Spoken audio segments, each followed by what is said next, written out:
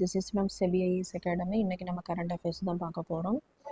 எடியூரப்பாவுக்கு எதிரான போக்சோ வழக்கை ரத்து செய்ய கர்நாடகா உயர்நீதிமன்றம் மறுப்பு. ஸோ இதில் இருக்கக்கூடிய கரண்ட் அஃபேர்ஸ் பார்த்திங்க அப்படின்னா குரூப் 1 மெயின் சிலபஸில் பேப்பர் 2ல் சோஷியல் இஷ்யூஸில் லாஸ் டு ப்ரொடெக்ட் சைல்டு அப்யூஸில் வந்து கவர் ஆகும். ஸோ போக்சோ அப்படிங்கிறது protection of children from sexual offence act 2012. So 2012ஆம் ஆண்டு தான் இந்த சட்டமானது கொண்டு வரப்பட்டிருக்கும். யாருக்காக அப்படின்னா 18 வயதுக்கு கீழ் உள்ள அந்த குழந்தைகளுக்கு வந்து பாலியல் துன்புறுத்தல் ஏற்படும் போது அதற்காக கொண்டு வரப்பட்டுள்ள சட்டம் தான் இந்த போக்சோ ஆக்ட் அப்படிங்கிறது.